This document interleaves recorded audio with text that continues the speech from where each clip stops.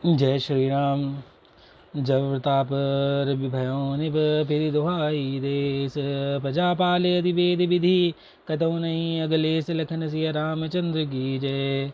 जब प्रताप भानु राजा हुआ, देश में उसकी दुहाई फिर गई। वह वेदों में बताई हुई विधि के अनुसार उत्तम रीति से प्रजा का पालन करने लगा। उसके राज्य में पाप का कहीं लेश मात्र भी नहीं रह गया।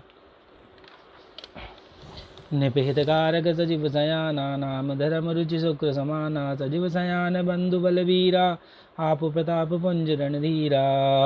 राजा का हित करने वाला और शुक्राचार्य के समान बुद्धिमान, धर्म रुचि नाम का उसका मंत्री था। इस प्रकार बुद्धिमान मंत्री और बलवान तथा वीर भाई के साथ वह स्वयं राजा भी बड़ा प्रतापी और रणधीर था। सेन संग चतुरंग अपारा, अमित सुभट सब समर जारा, सेन बिलो की राउ हरसाना, अरुबाजे गह गहे निशाना। साथ में अपार चतुरंगनी सेना थी, जिसमें असंख्य योद्धा थे, जो सबके सब रण में जूझ मरने वाले थे। अपनी सेना को देखकर राजा बहुत प्रसन्न हुआ और घमाघम नगाड़े बजने लगे।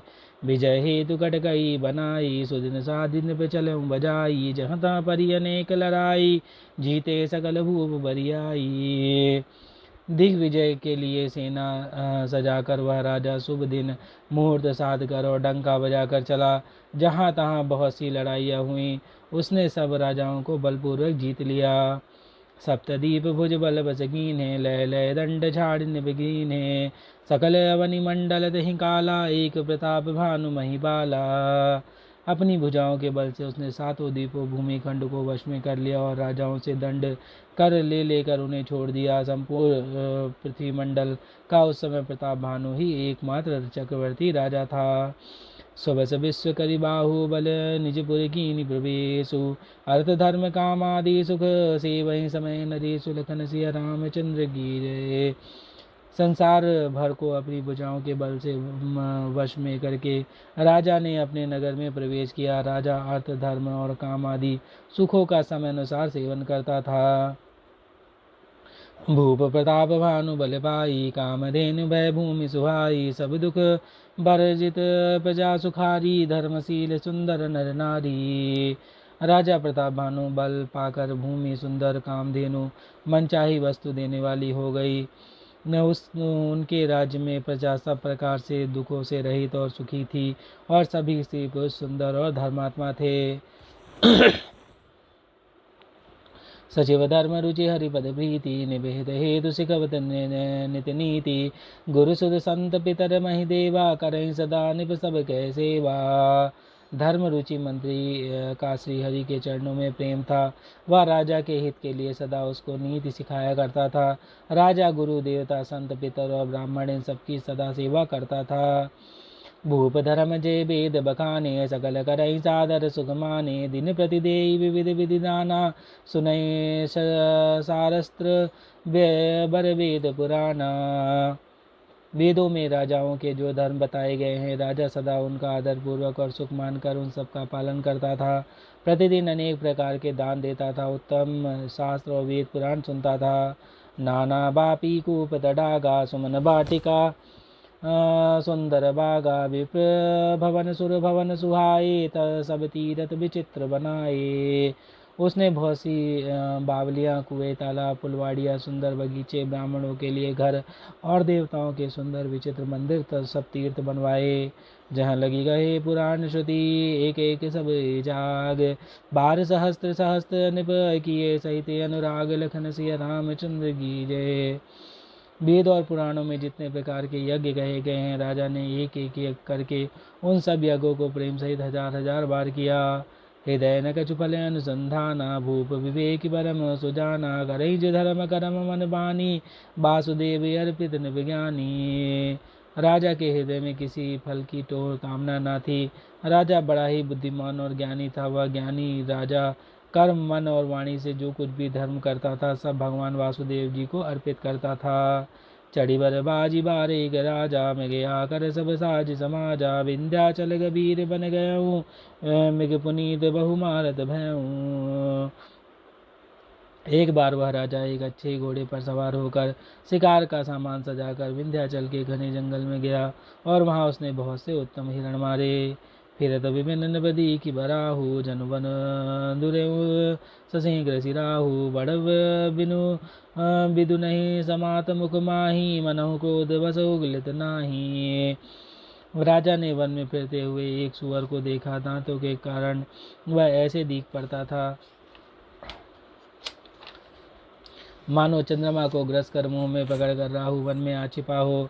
चंद्रमा बड़ा होने से उसके मुंह में समाता नहीं और मन को क्रोधवश वह भी उसे उगलता नहीं।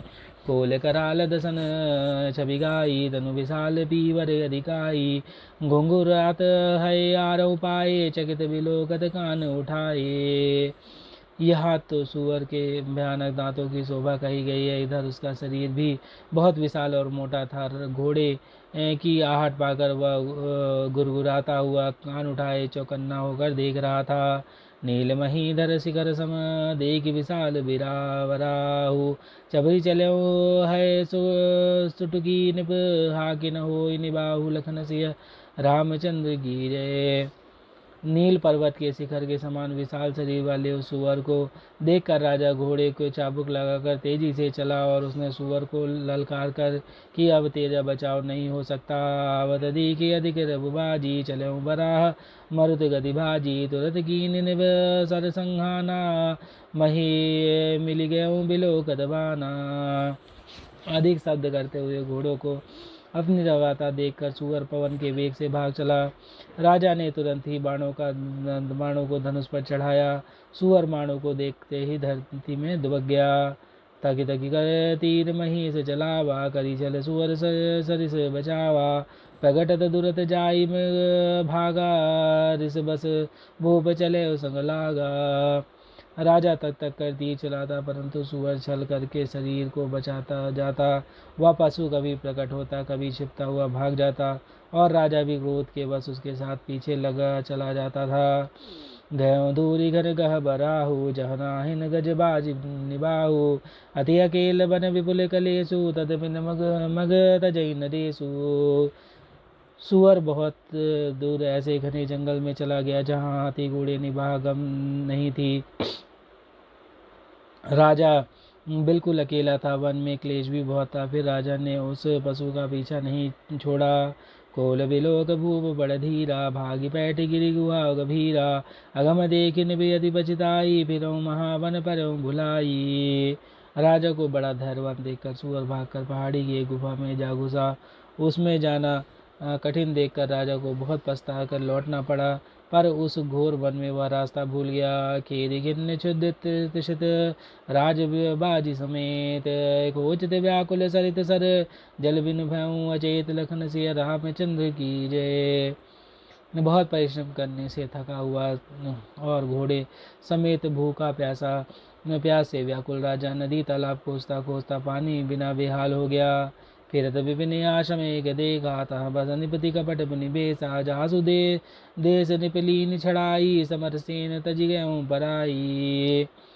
वन में फिरते फिरते उसने एक आश्रम देखा। वहाँ कपट से मुनि का वेश बनाए हुए राजा रहता था जिसका देश राजा प्रताप भानु ने छीन लिया था और जो सेना को छोड़कर युद्ध से भाग गया था। समय प्रताप भानु कर जानी आपने अति असमय अनुमानी गयो न गृह मन बहुत गलानी मिला न राजई निप अभिमानी। प्रताप भानु का समय अच्छे दिन जानकर और अपने कुछ समय बुरे दिन का अनुमान करके उसके मन में बड़ी गलानी हुई। इससे वह न तो घर गया और न अभिमानी होने के कारण राजा प्रताप भानु से ही मिला मेल किया। अरे सूर मारी रंग जिमि राजा विपिन बसई तापस के साजा तासु समीप गमन निपकीना यह प्रताप रविते ही सब तब चीन्हा। दरिद्र की भांति मन ही मन क्रोध को मारकर वह राजा तपस्वियों के वेश में वन में रहता था। राजा प्रताप भानु उसी के पास गया। उसने तुरंत ही पहचान लिया कि यह प्रताप भानु है। राउत शिद नहीं सो पहचाना देखी सुवेश महामुनि जाना उधरी तुरगते कीन प्रणामा परम चतुर ना कहु निज नामा। राजा प्यासा होने के कारण व्याकुलता में उसे पहचान न सका। सुंदर वेश देखकर राजा ने उसे महामुनि समझा और घोड़े से उतरकर उसे प्रणाम किया, परंतु बड़ा चतुर होने के कारण राजा उसे अपना नाम नहीं बतलाया। भूपति शुद्ध बिलोकित ही सर्वर दीन दिखाई। मज्जन पान समेत है कीन निपति हर साई। लखन सिया रामचंद्र की जय। पवन सुत हनुमान की जय। उमापति महादेव कौशल किशोर की जय। बाबा विश्वनाथ की जय। माई अन्नपूर्णा की जय। हरे हरे महादेव।